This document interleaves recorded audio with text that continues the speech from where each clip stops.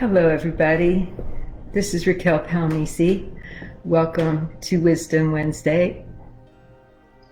It's great to be here with you. What a day, what a time we're living in.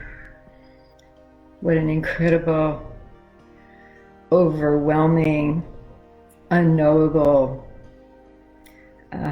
time this is. So just to get started, I'd like to take a minute with you and just come dropping in. Just drop in, feel your body, feel your breath. Thank you for being here with me at this very important juncture in human consciousness. I love and appreciate you so much, all of you who are with me now, who will tune in later at some point to receive the energy and the words that are coming through. So deep breath, deep releasing all the way to the bottom of your breath. So all the way in. And then let it go all the way out, all the way to the bottom, all the way, even more. Feel the clench in the abdominals. Feel the clenching, feel the releasing.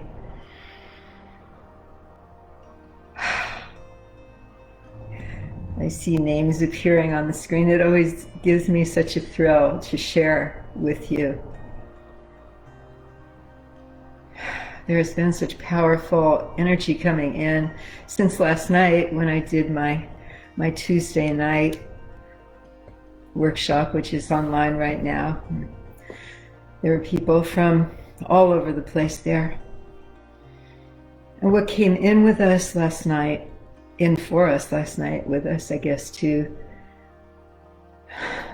started sometime in the afternoon. And it was an energetic field of healing that came in so powerfully, it was hard to move. And we all tuned into those parts of us personally, or people we know, love, situations we're involved in, maybe the world itself that is in need of healing.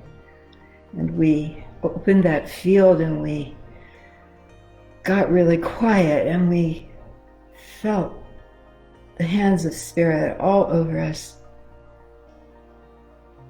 Healing physically,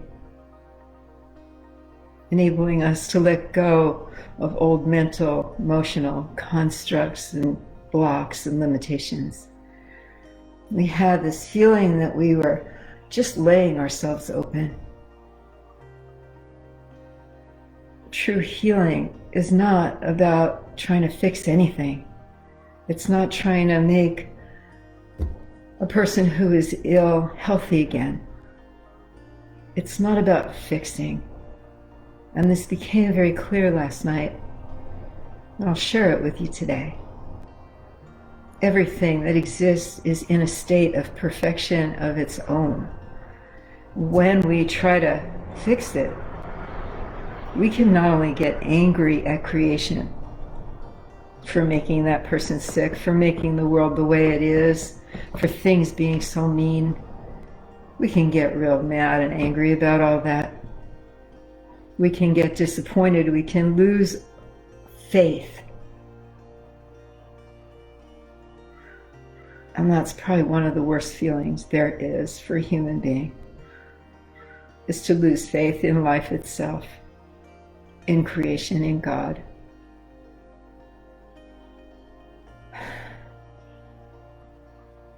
Healing, what healing actually is the ability to wish a person a good journey through whatever it is that they're facing, to support them in taking the ride of it in the best possible way.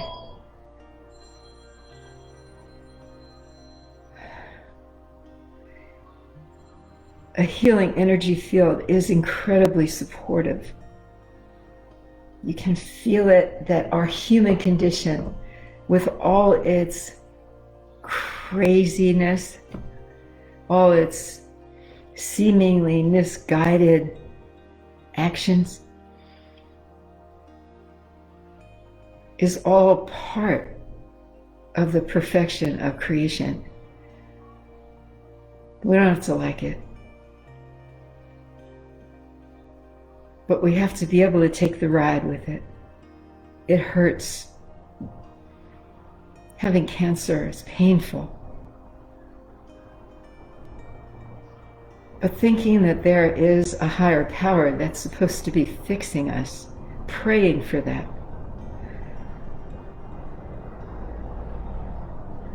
Maybe you will find it in your heart to agree with me that it's not always about the fixing. It is about taking the ride of it in the best way possible and feeling the healing of our fear of whatever it is emotionally that opened us to the dis-ease in the first place.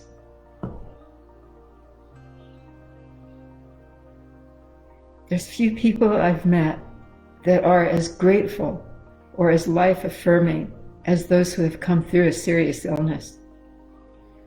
And even if that illness is about to take them out of life completely, they have a level of gratitude.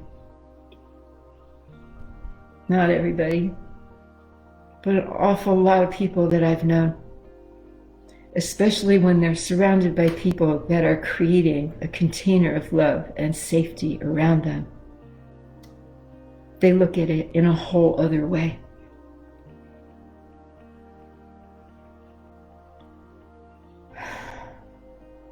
So healing ourselves, healing our lives, healing our country has nothing to do with trying to make it the way we think it's supposed to look. We don't really know how it's supposed to look. We don't. We are in a state of extreme transition right now. We are like children trying to grow up and decide who we want to be as we come into maturity, hopefully. At some point, every teenager makes a series of decisions about how much and how well they want to live their life. And it feels that humanity is in that state of being right now. We are deciding who we want to be when we grow up. A lot of times we don't make the decisions. We're kids, we just let life take us where it wants to. And we suffer the consequences of that later on, often feeling that we are not living our truth or our mission. It's one of the biggest things that we are coming out of now, I've mentioned it before, is that we are coming out of a very, very long history of self-centeredness, of egotism, of everything being about my personal welfare and perhaps the welfare of those around me at all costs.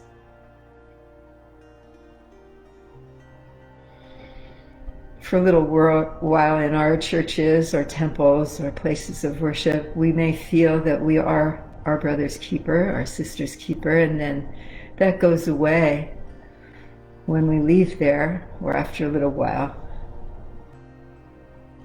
We become concerned with how we're going to pay our rent. We strive to get what we can out of life. But to truly be in service to each other. This is what is trying to heal now. And it doesn't mean trying to fix each other. It doesn't mean trying to get each other to have our beliefs. It doesn't really even mean helping one another in the ways that we think of help. Sometimes what it really means is holding someone's feet to the fire, is standing by someone's side as they go through something really difficult and not try to make it easier for them. Celebrating the toughness of the lesson that they have to learn. And that reflects right back on us. Will we hold our own feet to the fire? Will we come out of our small, narcissistic way of looking at life in our little bubbles, with our belief systems and surrounded by people that agree with us? Or will we go into service? I always smile when I say that word, because being in service is probably the highest way of living that there is. And it can take many, many forms. You can do it as a business person, being in service rather than being self-serving. Means that the things that you make or sell or support as a business are in alignment with your own morality.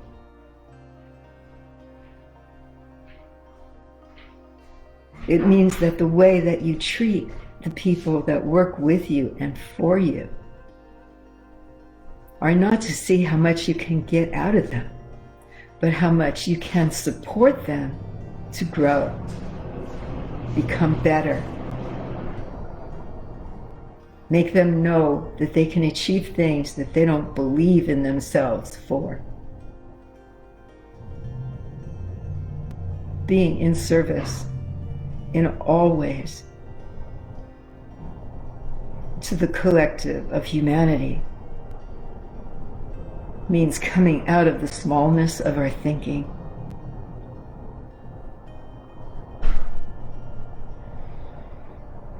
And one of the most beautiful ways this happens is when we begin to know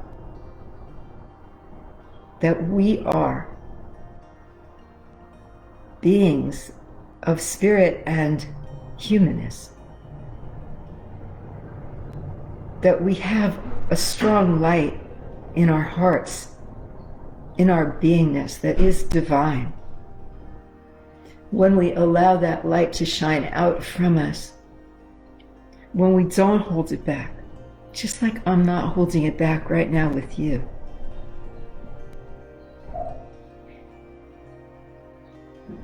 When we don't hold it back, no matter where we are or who we're with, or how hammered we might feel by what someone is saying to us, their politics, for example, their ideas. When we can shine that light out of us, we are grounded, we are okay, and we create an energy field of safety around us. That is awesome.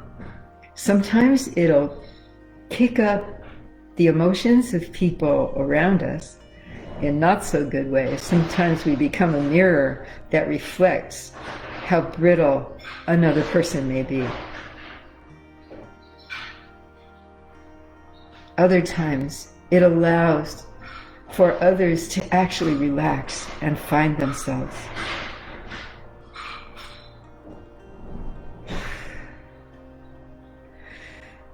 Each one of you, each one of us has the ability to create a strong energy field, no matter where we are.